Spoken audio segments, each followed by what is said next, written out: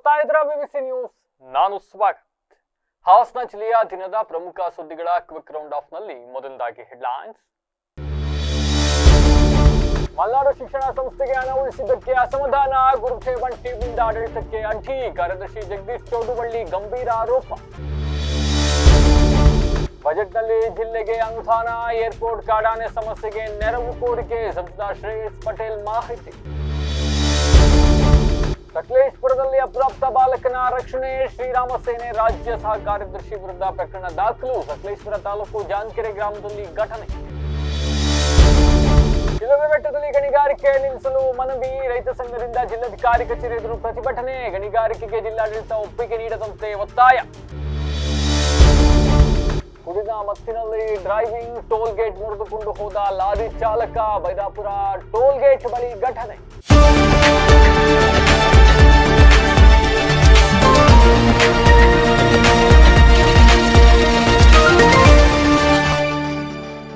ವಾರ್ತೆಗಳ ವಿವರ. ವೈಯಕ್ತಿಕವಾಗಿ ಹಣ ಒಡ್ಕೊಳ್ಳೋದಕ್ಕೆ ಅವಕಾಶ ಮಾಡಿಕೊಡ್ಲಿಲ್ಲ ಅನ್ನೋ ಕಾರಣಕ್ಕೆ ಅಸಮಾಧಾನಗೊಂಡಿರ್ತಕ್ಕಂಥ ಗುರುದೇವ್ ಅವರ ಪುತ್ರ ಅರ್ಜುನ್ ಗುರುದೇವ್ ಹಾಗೂ ಗುರಪ್ಪ ಅವರು ಆಡಳಿತಕ್ಕೆ ಅಡ್ಡಿಯನ್ನ ಉಂಟು ಮಾಡ್ತಾ ಇದ್ದಾರೆ ಅಂತ ಹೇಳಿ ಮಲ್ನಾಡು ಶಿಕ್ಷಣ ಸಂಸ್ಥೆಯ ಕಾರ್ಯದರ್ಶಿಗಳು ಹಾಗೂ ಅಧ್ಯಕ್ಷರು ಗಂಭೀರ ಆರೋಪವನ್ನ ಮಾಡಿರ್ತಕ್ಕಂಥದ್ದು. ಪತ್ರಿಕಾಗೋಷ್ಠಿಯಲ್ಲಿ ಮಾತನಾಡಿರ್ತಕ್ಕಂಥ ಕಾರ್ಯದರ್ಶಿ ಜಗದೀಶ್ ಚೌಡುವಳ್ಳಿ ಹಾಗೂ ಅಧ್ಯಕ್ಷರಾಗಿರ್ತಕ್ಕಂಥ ಆರ್.ಟಿ. ದೇವೇಗೌಡರು, ನಾವೆಲ್ಲ ಹಿರಿಯರಾದ ಅಶೋಕ್ ಹಾರ್ನಳ್ಳಿ ಅವರ ನೇತೃತ್ವದಲ್ಲೇ ಚುನಾವಣೆಯನ್ನ ಎದುರಿಸಿದ್ವಿ, ಆದ್ರೆ ಈ ಸಂದರ್ಭದಲ್ಲಿ ನಮಗೆ ಸ್ವತಂತ್ರ ಬೇಕು, ಒಬ್ಬರ ಹಿಡಿತದಲ್ಲಿ ಸಂಸ್ಥೆ ಇರಬಾರ್ದು ಅನ್ನೋ ಕಾರಣಕ್ಕೆ ನಮಗೆ ಚುನಾವಣೆಗೆ ಸ್ಪರ್ಧೆ ಮಾಡಬೇಕು ಅಂತ ಹೇಳಿ ಆರ್.ಟಿ. ದೇವೇಗೌಡರನ್ನ ಅಧ್ಯಕ್ಷರಾಗಬೇಕು ಅಂತ ಹೇಳಿ ಒತ್ತಡ ಹಾಕಿದ್ದೇ ಇದೇ ಗುರುದೇವ್ ಅಂಡ್ ಟೀಮ್.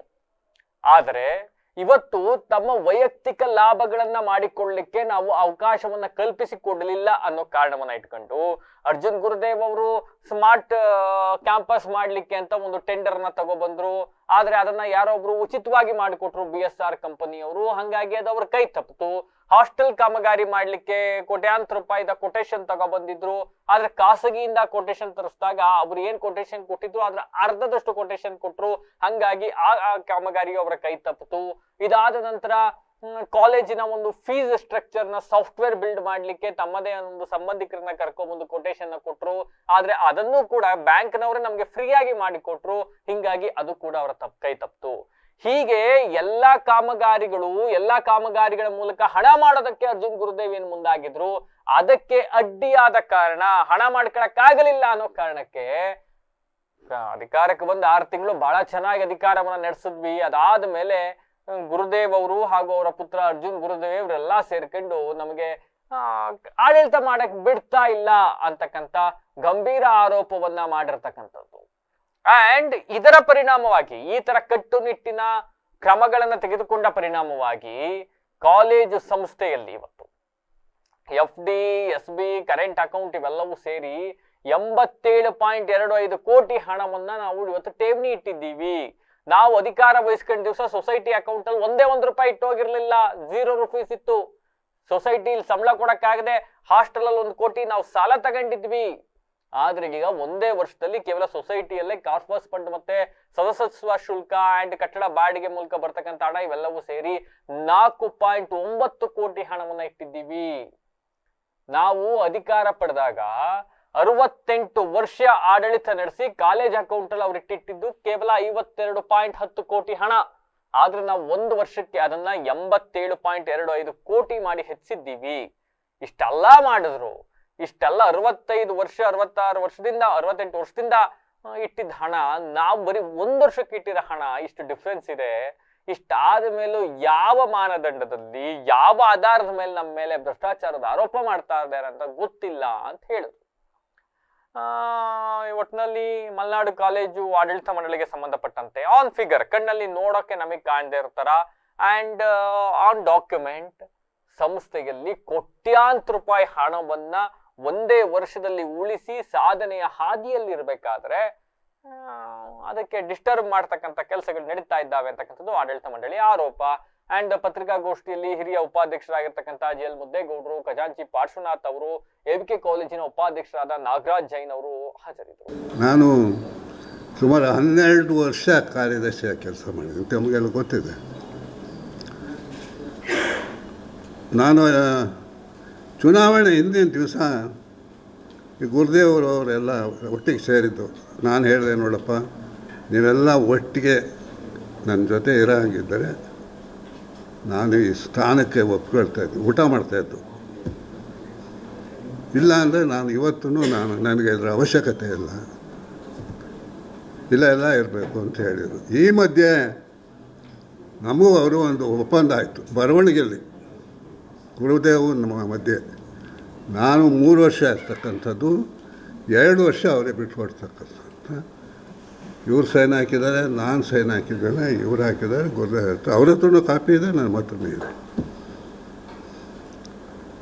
ಅವರು ಒಂದು ಕಂಡೀಷನ್ ಹಾಕಿದ್ರು, ನನ್ನ ಮಗನ್ನೇ ಇಂಜಿನಿಯರಿಂಗ್ ಕಾಲೇಜ್ ವೈಸ್ ಪ್ರೆಸಿಡೆಂಟ್ ಮಾಡಬೇಕು.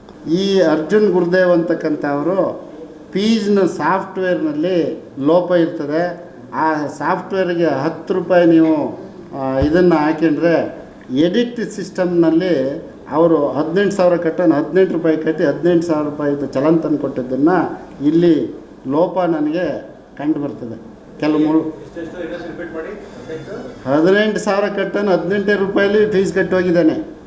ಎಡಿಟ್ ಮಾಡ್ಕೊಂಡು ಅದನ್ನು ಬಿಲ್ ತೆಗೆದು ಫೀಸ್ ಸೆಕ್ಷನಿಗೆ ಕೊಟ್ಟಿದ್ದಾರೆ. ಫೀಸ್ ಸೆಕ್ಷನ್ನಲ್ಲಿ ಕೋಟ್ಯಾಂತರ ರೂಪಾಯಿ ಅಲ್ಲಿ ಅರ್ನಿಂಗ್ ಆಗೋದ್ರಿಂದ ಇವರು ಬ್ಯಾಂಕಿಗೆ ಹೋಗಿ ಚೆಕ್ ಮಾಡಿಲ್ಲ. ಇವನು ಗುಮಾಸ್ತ ಭಾಗಿಯಾಗಿದ್ನೋ ಏನೋ ಗೊತ್ತಿಲ್ಲ. ನಾವು ಅವರಿಬ್ಬರನ್ನ ಸಸ್ಪೆಂಡ್ ಮಾಡಾಕ್ತು. ಯಾರು?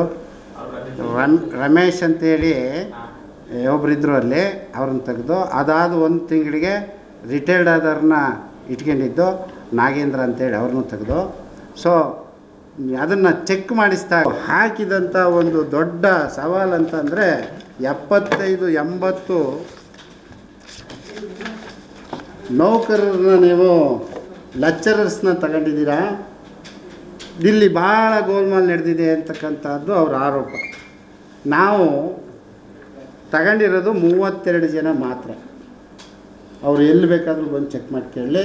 ಇದು ಗೌರ್ಮೆಂಟಿನ SFR ಅಂತಕ್ಕಂಥದ್ದು ಸ್ಟೂಡೆಂಟ್ ಫ್ಯಾಕಲ್ಟಿ ರೇಷಿಯೋ ಏನಿದೆ, ಇದು ಸೆಂಟ್ರಲ್ ಗೌರ್ಮೆಂಟಿನ ಒಂದು ನಾಮ್ಸ್ ಪ್ರಕಾರ 25 ಮಕ್ಕಳಿಗೆ ಒಬ್ಬ ಟೀಚರ್ ಬೇಕು. ಸೊ ನಮಗೆ 180 ಕಂಪ್ಯೂಟರ್ ಸೀಟ್ ಇಂಟೆಕ್ ಜಾಸ್ತಿ ಆಯಿತು. 3 ಹೊಸ ಕೋರ್ಸ್ಗಳಾಯಿತು. 3 ಹೊಸ ಕೋರ್ಸ್ಗಳು ಅಂತ ಅಂದರೆ ಒಂದು ಕೋರ್ಸಿಗೆ 9 ಲೆಕ್ಚರ್ ಬೇಕು, 5 ಆಫೀಸ್ ಬೇರರ್ ಬೇಕು. 15 ಆಫೀಸ್ ಬೇರರು, 927 ಲೆಕ್ಚರರ್ಸ್ ಬೇಕು. ಸೊ 180 ಏನು ಟ್ರೆಜರರ್ ಇದ್ದರು, ಟ್ರೆಜರರು ಶಿವರಾಮ್ ಕೃಷ್ಣ ಮ್ಯಾನೇಜರು, ಇವರಿಬ್ಬರೂ ಸೇರಿ ನಮ್ಮ ಅಶೋಕ್ ಆರ್ನಳ್ಳಿ ಅವರು ಏನಿದ್ರು, ಅವರು ಕೋರ್ಟ್ ಇಲ್ಲದೇ ದಿವಸ ಯಾವುದೇ ಶನಿವಾರ ಅವರು ಯಾವುದೇ ಮೀಟಿಂಗ್ ಮಾಡಲಿ, ಯಾವುದೇ ಕಾರ್ಯಕ್ರಮ ಮಾಡಲಿ, ಶನಿವಾರ ಮಾತ್ರ ಅವರು ನಮ್ಮ ಮಲ್ನಾಡು ಕಾಲೇಜಿಗೆ ಬರ್ತಾಯಿದ್ರು. ಸೊ ಇವರು ಸಂಪೂರ್ಣವಾಗಿ ಬೆಂಗಳೂರಿಗೆ ಹೋಗಿ ಸೈನ್ ಹಾಕ್ಸ್ಕೊಬರ್ತಾಯಿದ್ರು. ಅವ್ರ ಮೇಲೆ ಅತಿಯಾದ ನಂಬಿಕೆ. ಆ ನಂಬಿಕೆಯಿಂದ AVK ಕಾಲೇಜ್ ಒಳ್ಳೆ ಆದಾಯದಲ್ಲಿದ್ದನ್ನು ಇವರು ಒಂದು 7-8 ರೂಮ್ ಸಾಧನೆ ಮಾಡಿಸಿದ್ದೇ ದೊಡ್ಡ ಸಾಧನೆ ಅಂದ್ಕೊಂಡು 4.25 ಕೋಟಿ ದುಡ್ಡು ತೆಗೆದ್ರು. ಇದಕ್ಕೆ ಗುರುದೇವ್ ಅವರೇ ಉಪಾಧ್ಯಕ್ಷರಾಗಿದ್ದರು ಲಾಸ್ಟ್ 5 ವರ್ಷದಲ್ಲಿ. ಈ ಟ್ರೆಜರರ್ ಶ್ರೀಧರ್ ಇದ್ದಾರಲ್ಲ, ಇವರು ಬ್ಯಾಂಕಿನ ಎಲ್ಲ ಮ್ಯಾನೇಜರ್ಗೂ ಲೆಟ್ರ್ ಬರೆಯೋದ್ರಲ್ಲಿ ನಿಶ್ಚಿಂತರು. ಈಗ ನಾವು ದುಡ್ಡನ್ನು ತಿಂದುಬಿಡ್ತೀವಿ ಅಂತ ಅವ್ರಿಗೆ ತಿಂದು ಅಭ್ಯಾಸ ಆಗಿದೆಯಲ್ಲ, ಎಲ್ಲ ಮ್ಯಾನೇಜರ್ ಮೇಲೂ ಕೇಸ್ ಹಾಕಿದರು. ಹೈಕೋರ್ಟಲ್ಲಿ ಅದು ವಜಾ ಆಗಿ, ನೀನು ಈ ಥರ ಎಲ್ಲ ಕೊಟ್ಟರೆ ಚೆನ್ನಾಗಿರೋದಿಲ್ಲ, ಮಾಹಿತಿ ಕೊಡು ಅಂತೇಳಿ ಅವ್ರಿಗೆ ಕೊಟ್ಟರು. ಈ ಶ್ರೀಧರ್ ಮತ್ತು ಶಿವರಾಮ್ ಕೃಷ್ಣಯ್ಯ ಕುಮಾರ್ ಇಡೀ ಮಲ್ನಾಡು ಸಂಸ್ಥೆಯನ್ನು ಆಳ್ತಾ ಇದ್ದಾರೆ. ಇವರು 3 ಜನ. ಇವರಿಗೆ ಬೆಂಬಲವಾಗಿ ನಿಂತಿರ್ತಕ್ಕಂಥವರು ಗುರುದೇವ್. ಈ ಬಾರಿಯ ರಾಜ್ಯ ಬಜೆಟ್ನಲ್ಲಿ ಹಾಸನ ವಿಮಾನ ನಿಲ್ದಾಣ ಹಾಗೂ ಆನೆ ಮಾನವ ಸಂಘರ್ಷ ನಿಯಂತ್ರಣಕ್ಕೆ ಸೂಕ್ತ ಅನುದಾನ ನೀಡುವಂತೆ ಸರ್ಕಾರಕ್ಕೆ ಮನವಿ ಮಾಡಲಾಗಿದೆ ಅಂತ ಸಂಸದ ಶ್ರೇಯಸ್ ಪಟೇಲ್ ತಿಳಿಸಿದರು.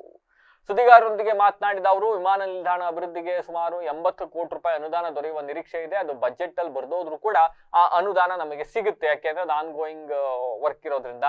ಇನ್ನು ಜಿಲ್ಲಾ ಉಸ್ತುವಾರಿ ಸಚಿವರು ಕೂಡ ಈ ಯೋಜನೆಗೆ ಆಸಕ್ತಿಯನ್ನು ತೋರಿದ್ದಾರೆ. ಜೊತೆಗೆ DC ಕಚೇರಿ, ಸೂಪರ್ ಸ್ಪೆಷಾಲಿಟಿ ಆಸ್ಪತ್ರೆ ಅಭಿವೃದ್ಧಿಗೆ ಅನುದಾನ ಹಾಗೂ ಗೊರೂರು ಸಮೀಪ ಉದ್ಯಾನವನ ನಿರ್ಮಾಣ ಮಾಡೋದಕ್ಕೂ ಸಂಬಂಧಪಟ್ಟಂತೆ ನಾವು ಈಗಾಗಲೇ ಈ ಬಗ್ಗೆ ಮಾಹಿತಿಯನ್ನ ಪಡ್ಕೊಂಡಿದ್ದೀವಿ ಅಂಡ್ ಈ ಬಗ್ಗೆ ಬಜೆಟ್ ನಲ್ಲಿ ಅನುದಾನ ಸಿಗುವ ನಿರೀಕ್ಷೆ ಇದೆ ಅಂತ ಹೇಳಿದ್ರು. ಮುಂದುವರೆದು ಹೊಳೆನರಸೀಪುರ ಲಕ್ಷ್ಮೀ ನರಸಿಂಹ ಜಾತ್ರೆಗೆ ಸಂಬಂಧಿಸಿದ ವಿವಾದದಲ್ಲಿ ನಾನು ಯಾವುದೇ ವೈಯಕ್ತಿಕ ನಿರ್ಧಾರ ಕೈಗೊಂಡಿಲ್ಲ. ಜಿಲ್ಲಾಡಳಿತ ತೀರ್ಮಾನಕ್ಕೆ ನಾವೆಲ್ಲರೂ ಕೂಡ ಬದ್ಧರಾಗಿದ್ದೀವಿ. ಆದ್ರೆ 13 ವರ್ಷಗಳ ಹಳೆಯದಾದಂತಹ ಒಂದು ಬಟ್ಟೆಯನ್ನ ಬದಲಾಯಿಸೋದಕ್ಕೆ ಇಷ್ಟೆಲ್ಲ ರಾಜಕಾರಣ ಮಾಡಿದ್ರು ಅಂತ ಹೇಳಿ ಅದ್ರ ಬಗ್ಗೆ ಕೂಡ ಅಸಮಾಧಾನ ಹೊರಹಾಕಿದ್ರು. ಅಂಡ್ ಮುಖ್ಯವಾಗಿ ಜಿಲ್ಲೆಯಲ್ಲಿ ಮಾರ್ಚ್ 7ನೇ ತಾರೀಕು ಯುವ ಉದ್ಯೋಗ ಮೇಳವನ್ನ, ಬೃಹತ್ ಉದ್ಯೋಗ ಮೇಳವನ್ನ ಆಯೋಜಿಸಲಾಗಿದೆ. ಸುಮಾರು 10,000 100 ಕಂಪನಿಗಳಿಗೆ ಆಲ್ರೆಡಿ ಉದ್ಯೋಗವನ್ನ ಕೊಡ್ತಕ್ಕಂಥ ನಿಟ್ಟಿನಲ್ಲಿ ರಿಜಿಸ್ಟರ್ ಆಗಿದ್ದಾವೆ. 10,000 ಉದ್ಯೋಗ ಅವಕಾಶ ಇದ್ದಾವೆ. ನಿರುದ್ಯೋಗ ಯುವಕ ಯುವತಿಯರು ಇದರ ಸದುಪಯೋಗವನ್ನ ಪಡಿಸ್ಕೊಳ್ಬೇಕು ಅಂತ ಸಂಸದರು ಮನವಿಯನ್ನ ಮಾಡಿಕೊಂಡಿದ್ದಾರೆ. ಸೆಂಟರ್ ಆಗಿರ್ಬೋದು, ಇದೆಲ್ಲ ಫಾರೆಸ್ಟ್ ಒಳಗೆ ಮಾಡಬೇಕು. ಕಾಡು ಪ್ರಾಣಿಗಳನ್ನ ನಾವು ಕಾಡೊಳಗೆ ಸಾಕಬೇಕು. ಅದಕ್ಕೆ ಮುಖ್ಯವಾಗಿ ನಾವು ಇಲ್ಲಿಂದ ಪ್ರಪೋಸಲ್ನ we have to send the proposal to ministry of forest ಮತ್ತು ವೈಲ್ಡ್ ಲೈಫ್, ಯಾವುದೇ ಸೆಂಟ್ರಲ್ಗೆ ಅವ್ರು ನಮಗೆ NOC ಕೊಡಲೇಬೇಕು ಈ ರೀತಿಯ ಯೋಜನೆಗಳಿಗೆ. ಯಾಕಂದರೆ ಯಾವುದೇ ರೀತಿಯ ಫಾರೆಸ್ಟ್ ಒಳಗಡೆ ಯೋಜನೆಗಳು ತಂದರೆ ಅದಕ್ಕೆ NOC ಕೊಡಬೇಕಾಗಿರೋದು ಸೆಂಟ್ರಲ್ ಅರಣ್ಯ ಇಲಾಖೆಯವರು, ಅರಣ್ಯ ಮಂತ್ರಾಲಯ. ಹಾಗಾಗಿ ಆ ಟೆಕ್ನಿಕಲ್ ಇಶ್ಯೂಗೆ ಇದು ನಿಂತಿದೆ. ಕರಡಿಧಾಮದ ಬಗ್ಗೆ ನಾನು ಮಾಹಿತಿ ತೊಗೊಳ್ತೀನಿ, ಗೊತ್ತಿಲ್ಲದೆ ಮಾತಾಡಬಾರ್ದು. ಇದು ಮಾತ್ರ ಟೈಗರ್ ರಿಸರ್ವ್ ಏನೋ ಬೋರ್ಡ್ ಏನೋ ಇದೆ, ಆ ಬೋರ್ಡಿಂದ ಟೆಕ್ನಿಕಲ್ ಇಶ್ಯೂ ಒಂದು ಕ್ವೇರಿ ಆಗ್ತಿರೋದ್ರಿಂದ ಇದು ನಿಂತಿದೆ. ಬಿಟ್ಟರೆ ದುಡ್ಡು ಸಿಕ್ಕಲ್ಲ. ದುಡ್ಡು ಇವಾಗಲೂ ಅದು ಹಣ ಅದಕ್ಕೆ ಅಂತಲೇ ರಿಸರ್ವ್ ಮಾಡಿದ್ದಾರೆ ಬಜೆಟಲ್ಲಿ. ಆಮೇಲೆ ಬಜೆಟಲ್ಲಿ ಮಾಡುವ ನಿಮಗೆಲ್ಲ ನಾನು ಹೇಳ್ಕೊಡ್ಬೇಕಾಗಿಲ್ಲ. ಬಜೆಟಲ್ಲಿ ಹಣ ರಿಸರ್ವ್ ಮಾಡಬೇಕು ಅಂದರೆ ಕೂಲಂಕುಷವಾಗಿ ಚರ್ಚಿಸಿ ಏನು ಲಯಬಿಲಿಟೀಸು ಮತ್ತು ಇನ್ಕಮ್ ಎರಡನ್ನೂ ಸರಿ ತೂಗಿಸೇ ಬಜೆಟ್ ಮಾಡೋದು. ಬಜೆಟಲ್ಲಿ ಅಂಥ ಅನುದಾನ ಇಂಥ ಪ್ರಾಜೆಕ್ಟ್ಗೆ ದುಡ್ಡು ಬಂತು ಅಂದರೆ ಖಂಡಿತ ಅದ್ರಲ್ಲಿ ದುಡ್ಡು ಇದೆ ಅಂತ ಅರ್ಥ. ಎರಡು ಸರಿದೂಗಿಸ್ಕೊಂಡು ಹೋಗ್ಬೇಕಲ್ಲ. ಈಗ ಎಲ್ಲರೂ ನಾವು ಬಾಯಿ ಮಾತು ಎಲ್ಲ ಯೋಜನೆಗಳನ್ನು ಘೋಷಣೆ ಮಾಡ್ಬೋದು. ಎಲ್ಲ ಯೋಜನೆ ಘೋಷಣೆ ಮಾಡಿದ್ರೆ ಮತ್ತು ಬಜೆಟ್ ಅಂತ ಯಾಕೆ ಅರ್ಥ ಇರ್ತದೆ? ಬಜೆಟಲ್ಲಿ ಬಂದಿದ್ದ ದುಡ್ಡಂತೂ 100ಕ್ಕೆ 100 ಬಂದೇ ಬರ್ತದೆ. ಇದೇನಲ್ಲ ಟೈಗರ್ ರಿಸರ್ವ್ ಏನೋ ಯಾವ್ದು ಬೋರ್ಡಿಂದ ಟೆಕ್ನಿಕಲ್ ಇಶ್ಯೂ ಅದೇ ನಾವು ಇದು ಕೊಡೋಕ್ಕೆ ಬರಲ್ಲ NOC ಅಂತ ರೀಸನ್ ಇರೋದಕ್ಕೋಸ್ಕರ ಹೋಲ್ಡ್ ಆಗಿದೆ. ಇದು ವಾಸ್ತವಿಕವಾಗಿ ಇದು ಸಮಸ್ಯೆ. ನಾನು ಬೇಕಿದ್ರೆ ಮುಂದಿನ ದಿನಗಳಲ್ಲಿ ಅವ್ರಿಗೂ ಮನವಿ ಮಾಡ್ತೀನಿ.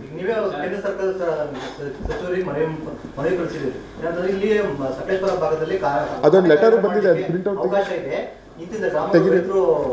ಅದೊಂದು ನಾನು ಈಗ ಹೇಳ್ಬಿಡ್ತೀನಿ ತಡಿ, ಅದನ್ನು ಫೋನಲ್ಲಿ ಇದೆ. ಅದು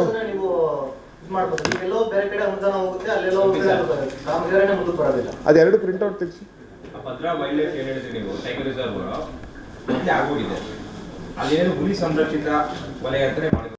ನಮಸ್ಕರಿಸುತ್ತಾ ಇವತ್ತು ಪತ್ರಿಕಾಗೋಷ್ಠಿಯ ಒಂದು 12:30 ಪತ್ರಿಕಾಗೋಷ್ಠಿ ಕರೆದಿದೆ. ಹಲವು ಕಾರ್ಯಕ್ರಮಗಳಿಂದ ಸುಮಾರು 1 ತಾಸು ತಡವಾಗಿ ಬಂದಿದ್ದಕ್ಕೆ ನಿಮ್ಮಲ್ಲಿ ವಿಷಾದವನ್ನು ವ್ಯಕ್ತಪಡಿಸ್ತಾ, ಇವತ್ತು ನಮ್ಮ ಹಾಸನ ಜಿಲ್ಲಾಡಳಿತ, ಹಾಸನ ಜಿಲ್ಲಾ ಪಂಚಾಯತ್ ಹಾಗೂ ಕೌಶಲ್ಯಾಭಿವೃದ್ಧಿ ಇಲಾಖೆ ವತಿಯಿಂದ ಶನಿವಾರ ಇದೇ ತಿಂಗಳು 7ನೇ ತಾರೀಕಿನಂದು ಮಾರ್ಚ್ 7ರಂದು ನಮ್ಮ ಸರ್ಕಾರಿ ಇಂಜಿನಿಯರಿಂಗ್ ಕಾಲೇಜಲ್ಲಿ ಒಂದು ಬೃಹತ್ತಾದಂತಹ ಉದ್ಯೋಗ ಮೇಳವನ್ನು, ಯುವ ಉದ್ಯೋಗ ಮೇಳವನ್ನು ನಾವು ಹಮ್ಮಿಕೊಂಡಿದ್ದೀವಿ. ನಾನು ಮನವಿ ಮಾಡ್ತೀನಿ ಮಾಧ್ಯಮ ಮುಖಾಂತರ ಎಲ್ಲ ನನ್ನ ನೆಚ್ಚಿನ ಯುವಕ ಯುವತಿಯರಿಗೆ, ನಮ್ಮ ಎಲ್ಲ ಹಾಸನ ಜಿಲ್ಲೆಯ ನಾಗರಿಕ ಬಂಧುಗಳಿಗೆ ಈ ಒಂದು ಉದ್ಯೋಗ ಮೇಳದಲ್ಲಿ ತಾವು ಭಾಗವಹಿಸಿ ತಮ್ಮ ತಮ್ಮ ವಿದ್ಯಾರ್ಹತೆ ತಕ್ಕಂತೆ ಸುಮಾರು ಹಾಸನ ಜಿಲ್ಲೆಯ ಸಕಲೇಶಪುರ ತಾಲೂಕಿನ ಜಾನಕೆರೆ ಗ್ರಾಮದಲ್ಲಿ ಅಪ್ರಾಪ್ತ ಬಾಲಕನನ್ನ ಜೀತಕ್ಕೆ ಇಟ್ಕೊಂಡಿದ್ದಂತ ಆರೋಪದ ಮೇಲೆ ಮಹಿಳಾ ಮತ್ತೆ ಮಕ್ಕಳ ಕಲ್ಯಾಣ ಇಲಾಖೆ ಅಧಿಕಾರಿಗಳು ದಾಳಿಯನ್ನು ನಡೆಸಿ ಬಾಲಕನನ್ನ ರಕ್ಷಿಸಿರ್ತಕ್ಕಂಥ ಘಟನೆ ಬೆಳಕಿಗೆ ಬಂದಿರತಕ್ಕಂಥದ್ದು. ಹಾಸನ ತಾಲೂಕಿನ 13 ವರ್ಷದ ಬಾಲಕನನ್ನ ವಿದ್ಯಾಭ್ಯಾಸ ಕೊಡಿಸ್ತೀನಿ ಅಂತ ಹೇಳಿ ಜಾನಕೆರೆ ಗ್ರಾಮದ ನಿವಾಸಿ ಹಾಗೂ ಶ್ರೀರಾಮ್ ಸೇನೆ ರಾಜ್ಯ ಸಹಕಾರ್ಯದರ್ಶಿಯಾಗಿರ್ತಕ್ಕಂಥ ಜಾನಕೆರೆ ಹೇಮಂತ್ ಕರೆದುಕೊಂಡು ಹೋಗಿದ್ದಾರೆ. ಅಂಡ್ ಬಳಿಕ ಬಾಲಕನನ್ನ ತಮ್ಮ ಕಾಫಿ ತೋಟದಲ್ಲಿ ಕೆಲಸಕ್ಕೆ ಬಳಸಿಕೊಂಡು ಕೊಟ್ಟಿಗೆಗಿಂತ ಕಡೆಯಾದ ಜಾಗದಲ್ಲಿ ವಾಸ ಮಾಡಕ್ಕಿಟ್ಟಿದ್ರಂತೆ. ಇನ್ನು ಬಾಲಕನ ತಂದೆ ಸಾವನ್ನಪ್ಪಿದ್ದು, ತಾಯಿ ಅನಾರೋಗ್ಯದಿಂದ ಬಳಲ್ತಾ ಇರ್ತಕ್ಕಂಥ ಹಿನ್ನೆಲೆಯಲ್ಲಿ ಕೆಲಸ ಹುಡುಕಿಕೊಂಡು ಬಂದಿದ್ದಂತ ವೇಳೆ ಹೇಮಂತ್ ಅಂತಕ್ಕಂಥ ಯುವಕನನ್ನ ಅವರು ಜೀತಕ್ಕೆ ಇಟ್ಕೊಂಡಿದ್ರು. ವಿದ್ಯಾಭ್ಯಾಸ ನೀಡುವ ಬದಲಾಗಿ ಕಾಫಿ ತೋಟದ ಕೆಲಸಕ್ಕೆ ಬಳಸ್ಕೊಳ್ತಾ ಇದ್ರು ಅಂತಕ್ಕಂಥ ಮಾಹಿತಿ ಲಭ್ಯ ಆಗಿರ್ತಕ್ಕಂಥದ್ದು. ಈ ಕುರಿತು ಮೈಸೂರಿನ ಒಡನಾಡಿ ಸಂಸ್ಥೆಗೆ ಅಪರಿಚಿತರೊಬ್ಬರು ಮಾಹಿತಿಯನ್ನ ನೀಡಿದ್ರು. ಸಂಸ್ಥೆಯ ಪ್ರತಿನಿಧಿ ಸ್ಟ್ಲಾನಿ ಅವರು ಮಹಿಳಾ ಮತ್ತೆ ಮಕ್ಕಳ ಕಲ್ಯಾಣ ಇಲಾಖೆಗೆ ಮಾಹಿತಿಯನ್ನು ನೀಡಿದ ಹಿನ್ನೆಲೆಯಲ್ಲಿ ಶಿಶು ಅಭಿವೃದ್ಧಿ ಯೋಜನಾಧಿಕಾರಿ ದಿಲೀಪ್ ನೇತೃತ್ವದಲ್ಲಿ ಇವತ್ತು ದಾಳಿಯನ್ನು ನಡೆಸಲಾಯಿತು. ಜಾನಕೆರೆ ಗ್ರಾಮದ ಕಾಫಿ ತೋಟದಲ್ಲಿ ಜೀತಕ್ಕೆ ಇಟ್ಟಿದ್ದ ಬಾಲಕನನ್ನು ಅಧಿಕಾರಿಗಳು ರಕ್ಷಿಸಿ ಹಾಸನದ ಬಾಲ ಮಂದಿರಕ್ಕೆ ಒಪ್ಪಿಸಿದ್ದಾರೆ. ಇನ್ನು ಬಾಲಕನ ಆರೋಗ್ಯ ಮತ್ತೆ ಭದ್ರತೆ ಕುರಿತು ಪರಿಶೀಲನೆಯನ್ನು ನಡೆಸಲಾಗಿದೆ. ಪ್ರಕರಣ ಸಂಬಂಧ ಜಾನಕೆರೆ ಹೇಮಂತ್ ಅವರ ವಿರುದ್ಧ ಕಾನೂನು ಕ್ರಮ ಕೈಗೊಳ್ಳಲಾಗ್ತಾ ಇತ್ತು. ಸಕಲೇಶಪುರ ಗ್ರಾಮಾಂತರ ಪೊಲೀಸ್ ಠಾಣಾ ವ್ಯಾಪ್ತಿಯಲ್ಲಿ ಪ್ರಕರಣ ದಾಖಲಾಗ್ತಾ ಇದೆ.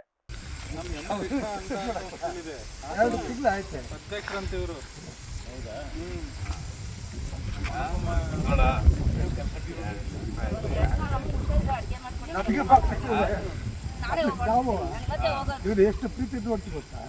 ಈಗ ಅವರ ಕೆಲಸ ಮಾಡೋದು ನೀರು ಬಿಡೋದು 4-7ವರೆಗೂ ಇವರಿಬ್ಬರು ನೀರು ಹೊಡ್ತಾರೆ.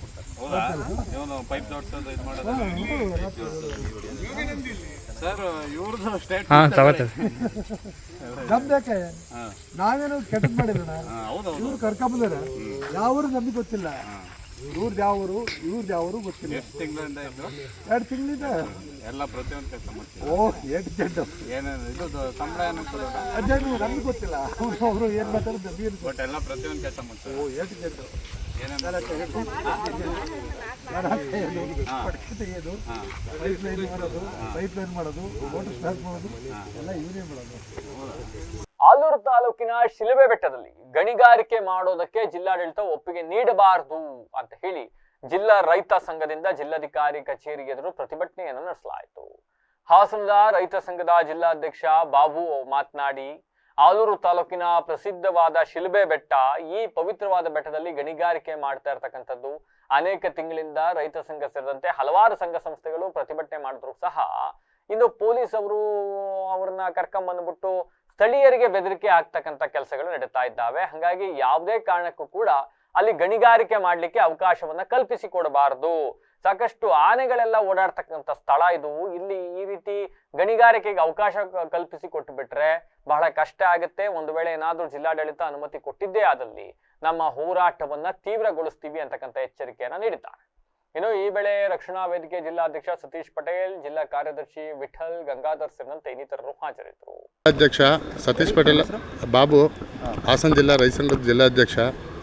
ಇವತ್ತೇನು ಪವಿತ್ರ ಅಂತ ಸ್ಥಳ ಶಿಲುಬೆ ಬೆಟ್ಟಗಳು ಅಲ್ಲಿ ಇರೋದರಿಂದ 8 ತಿಂಗಳಿಂದ ಜಂಟಿ ಹೋರಾಟದಲ್ಲಿ ರೈತ ಸಂಘ, ರಕ್ಷಣಾ ವೇದಿಕೆ ನಾವೆಲ್ಲ ಸೇರಿ ಅಲ್ಲಿ ಗಣಿಗಾರಿಕೆಯನ್ನು ಮಾಡಬಾರ್ದು. ಇಲ್ಲಿ ಪವಿತ್ರ ಸ್ಥಳದಲ್ಲಿ ಏನು ಆನೆಗಳು ಎಲ್ಲ ದಿನ ಬರ್ತಿದ್ದಾವೆ. ಈ ಆನೆಗೋಸ್ಕರ ನಿಲ್ಲಿಸ್ಬೇಕು. ಆಮೇಲೆ ಈ ಪವಿತ್ರ ಸ್ಥಳದಲ್ಲಿ ಬಿಟ್ಟು ಅವ್ರಿಗೆ ಏನಾರು ಗಣಿಗಾರಿಕೆ ಕೊಡಬೇಕಂದ್ರೆ ಹೊರಗಡೆ ಬೇರೆ ಕಡೆ ಕೊಡಿ, ಇಲ್ಲಿ ಈ ಜಾಗದಲ್ಲಿ ಕೊಡಬಾರ್ದು ಅಂತ ಹೇಳಿ ನಾವು ಹೋರಾಟ ಮಾಡಿ 8 ತಿಂಗಳಿಂದ ಸ್ಟಾಪ್ ಮಾಡಿಸಿದ್ದು. ಇವತ್ತು ಇದ್ದಕ್ಕಿದ್ದಂಗೆ ಬಂದು ಪೂಜೆ ಮಾಡೋದು, ಜನನ ಎದುರಿಸೋದು, ಪೊಲೀಸ್ನವ್ರನ್ನ ಕರ್ಕೊಬಂದು ಅಲ್ಲಿ ಎದುರಿಸಿ ಕೆಲಸ ಮಾಡ್ತೀವಿ ಅಂತ ಹೇಳ್ತಿದ್ದಾರೆ. ಈ ಕೆಲಸನ ಇವತ್ತು ನಾವು ಮಾಡೋಕ್ಕೆ ಕೊಡಲ್ಲ ಅನ್ನೋ ವಿಚಾರದಲ್ಲಿ ಇಲ್ಲಿ ನಾವು ಬಂದು ಡಿ ಸಿ ಅವ್ರನ್ನ ಮನವಿ ಮಾಡಿದ್ದೀವಿ. ಡಿ ಸಿ ಅವ್ರು ಏನು ಬೆಳಗ್ಗೆನೇ ಬರಬೇಕಾಯ್ತು, ಅಲ್ಲಿ ಜನ ಕಾಯ್ಕೊಂಡು ಕೂತಿದ್ದಾರೆ. ಆ ಶಿಲುಬೆ ಬೆಟ್ಟದ ಹತ್ರನೇ ಕಾಯ್ಕೊಂಡು ಕೂತಿದ್ದಾರೆ ಜನ. ರೈತರಿಗೆ ಎಷ್ಟು ಕಷ್ಟ ಆಗಿದೆ ಅಂದರೆ, ಆ ಆನೆ ಗಲಾಟೆ ಆ ಗುಂಡಿ ತೆಗೆದ್ರೆ ಆ ಗುಂಡಿನ ಒಂದೊಂದು ನೀರು ನಿಂತ್ಕೊಬಿಟ್ಟು ಪ್ರಾಣಿಗಳೆಲ್ಲ ಮನೆ ಬೆಳೆ ನುಗ್ತೈತೆ. ಇವತ್ತು 2 ವರ್ಷ ಆಗಿದೆ ಅವರು ಆರಂಭ ಮಾಡಿ. ಇನ್ನೊಬ್ರ ಹತ್ರ ಕಾಪಿ ತೋಟಕ್ಕೆ 500 ರೂಪಾಯಿ 400 ರೂಪಾಯಿಗೆ ಕೂಲಿಗೆ ಹೋಯ್ತವ್ರೆ. ಆದಷ್ಟು ಬೇಗ ಇವತ್ತೇ ಇವರು ಜಿಲ್ಲಾಧಿಕಾರಿ ಅವ್ರು ಏನಾರ ಅಲ್ಲಿಗೆ ಅನುಮತಿ ಕೊಟ್ಟಿದ್ದೀವಿ, ಇಲ್ಲ ನಾವು ಕೊಟ್ಟಿಲ್ಲ ಅಂತ ಈಗ ಹೇಳ್ತವ್ರೆ. ಏನಾರ ಕೊಟ್ಟಿದ್ದೀವಿ ಅಂದರೆ ನಾಳೆನೇ ಬೆಳಗ್ಗೆನೇ ಬಂದಿಲ್ಲಿ ಪ್ರತಿಭಟನೆ ಮಾಡಬೇಕಾಗುತ್ತೆ. ಅದು ಎಲ್ಲ ಸರ್ಕಾರ ಗಮನಕ್ಕೂ ಸಮೇತನೂ ಹೋಗಿ ವೆರಿಫಿಕೇಷನ್ನ ಒಂದು 10-12 ಸರಿ ಭೂ ಅಧಿಕಾರಿ ನಮ್ಮ ಏನು ಎ ಸಿ ಅವರು ಇದ್ದಾರೆ 100 ಸರಿ ಹೋಗಿ ಚೆಕ್ ಮಾಡಿ ಇದು ಸೂಕ್ತ ಜಾಗ ಅಲ್ಲ, ಈ ಜಾಗನ ಬಿಟ್ಟು ಬೇರೆ ಜಾಗ ಕೊಡ್ತೀನಿ ಅಂತೇಳಿ ಈಗ ಮತ್ತೆ ದಬ್ಬಾಳಿಕೆಯಲ್ಲಿ ಆಮೇಲೆ ಯಾರು ಹೋರಾಟಕ್ಕೆ ಬರ್ತಾರೆ ಅವ್ರನ್ನೆಲ್ಲ ಕೇಸ್ನ ಎದುರಿಸೋದು, ಯಾವುದೋ ಜಾತಿ ಸಂದರ್ಶನನ ಮಾಡಕ್ಕೆ ಹೊಂಟಿದ್ದಾರೆ. ನಾವು ಯಾವುದೇ ಜಾತಿವತ್ತವರಲ್ಲ, ಯಾವುದೇ ಜನಗಳ ಪರವಾಗಿ ಓಡಾಡೋ ಅಂಥ ಸಂಘಟನೆ. ನಾವು ಜನಪರವಾಗಿ ಓಡಾಡ್ತಿದ್ವಿ. ಅದು ಪವಿತ್ರ ಸ್ಥಳನ ಆಲೂರು ತಾಲೂಕಿನ ಚವಲಗೆರೆ ಬಳಿ ಇರ್ತಕ್ಕಂಥ ಟೋಲ್ ಗೇಟ್ ನಲ್ಲಿ ಹಾಸನದಿಂದ ಮಂಗಳೂರಿಗೆ ಹೋಗ್ತಾ ಇದ್ದ ಲಾರಿಯ ಚಾಲಕ ಕುಡಿದ ಅಮಲ್ನಲ್ಲಿ ಅತಿ ವೇಗವಾಗಿ ಬಂದು ತನ್ನ ಕ್ಯಾಂಟರ್ನ ಟೋಲ್ ನಲ್ಲಿ ನಿಲ್ಲಿಸದೆ ಗೇಟ್ಗಳನ್ನ ಗುದ್ದಿಸ್ಕೊಂಡು ಪರಾರಿ ಆಗಕ್ಕೆ ಯತ್ನಿಸಿರ್ತಕ್ಕಂಥ ಘಟನೆ ಬೆಳಕಿಗೆ ಬಂದಿರತಕ್ಕಂಥದ್ದು. ನಂತರ ಟೋಲ್ ಸಿಬ್ಬಂದಿಗಳು ಪರಾರಿಯಾಗಲು ಯತ್ನಿಸಿದ ಲಾರಿಯನ್ನ ಸುಮಾರು 2 ಕಿಲೋಮೀಟರ್ ದೂರದಷ್ಟು ಹಿಂಬಾಲಿಸಿ ಸಿಂಗಾಪುರ ದೇವಸ್ಥಾನದ ಹತ್ರ ಲಾರಿಯನ್ನ ಅಡ್ಡಗಟ್ಟಿ ಇಬ್ಬರನ್ನ ಹಿಡಿದು ಲಾರಿ ಚಾಲಕನಿಗೆ ಥಳಿಸಿ ಆಲೂರು ಪೊಲೀಸರಿಗೆ ಒಪ್ಪಿಸಿದ್ದಾರೆ. ಲಾರಿ ಚಾಲಕನ ಅತಿಯಾದ ಕುಡಿತವೇ ಈ ಘಟನೆಗೆ ಕಾರಣ ಅಂತ ತಿಳಿದು ಬಂದಿದೆ. ಈ ಪ್ರಕರಣ ಆಲೂರು ಪೊಲೀಸ್ ಠಾಣಾ ವ್ಯಾಪ್ತಿಯಲ್ಲಿ ನಡೆದಿರತಕ್ಕಂಥದ್ದು. ಪ್ರಕರಣ ಕೂಡ ದಾಖಲಾಗಿರುತ್ತೆ. ಈಗ ಮತ್ತೊಮ್ಮೆ ಹೆಡ್ಲೈನ್ಸ್. ಮಲ್ನಾಡು ಶಿಕ್ಷಣ ಸಂಸ್ಥೆಗೆ ಹಣ ಉಳಿಸಿದ್ದಕ್ಕೆ ಅಸಮಾಧಾನ, ಗುರುಠೇವನ್ ಟೀಮ್ನಿಂದ ಆಡಳಿತಕ್ಕೆ ಅಡ್ಡಿ, ಕಾರ್ಯದರ್ಶಿ ಜಗದೀಶ್ ಚೌಡುವಳ್ಳಿ ಗಂಭೀರ ಆರೋಪ. ಬಜೆಟ್ನಲ್ಲಿ ಜಿಲ್ಲೆಗೆ ಅನುದಾನ, ಏರ್ಪೋರ್ಟ್ ಕಾಡಾನೆ ಸಮಸ್ಯೆಗೆ ನೆರವು ಕೋರಿಕೆ, ಸಂಸದ ಶ್ರೇಯಸ್ ಪಟೇಲ್ ಮಾಹಿತಿ. ಸಕಲೇಶ್ಪುರದಲ್ಲಿ ಅಪ್ರಾಪ್ತ ಬಾಲಕನ ರಕ್ಷಣೆ, ಶ್ರೀರಾಮ ಸೇನೆ ರಾಜ್ಯ ಸಹ ಕಾರ್ಯದರ್ಶಿ ವಿರುದ್ಧ ಪ್ರಕರಣ ದಾಖಲು. ಸಕಲೇಶ್ಪುರ ತಾಲೂಕು ಜಾನ್ಕೆರೆ ಗ್ರಾಮದಲ್ಲಿ ಘಟನೆ. ಶಿಲುಬೆ ಬೆಟ್ಟದಲ್ಲಿ ಗಣಿಗಾರಿಕೆ ನಿಲ್ಲಿಸಲು ಮನವಿ. ರೈತ ಸಂಘದಿಂದ ಜಿಲ್ಲಾಧಿಕಾರಿ ಕಚೇರಿ ಎದುರು ಪ್ರತಿಭಟನೆ. ಗಣಿಗಾರಿಕೆಗೆ ಜಿಲ್ಲಾಡಳಿತ ಒಪ್ಪಿಗೆ ನೀಡದಂತೆ ಒತ್ತಾಯ. ಕುಡಿದ ಮತ್ತಿನಲ್ಲಿ ಡ್ರೈವಿಂಗ್, ಟೋಲ್ ಗೇಟ್ ಮುರಿದುಕೊಂಡು ಹೋದ ಲಾರಿ ಚಾಲಕ. ಬೈರಾಪುರ ಟೋಲ್ ಗೇಟ್ ಬಳಿ ಘಟನೆ. ಇದಾಗಿ ತುತ್ತಿನ ವಿಶೇಷ. ನಿರಂತರ ಸುದ್ದಿಗಾಗಿ ನೋಡ್ತಾ ಇರಿ BBC ಟಿವಿ ಸತತ ಕಡೆ.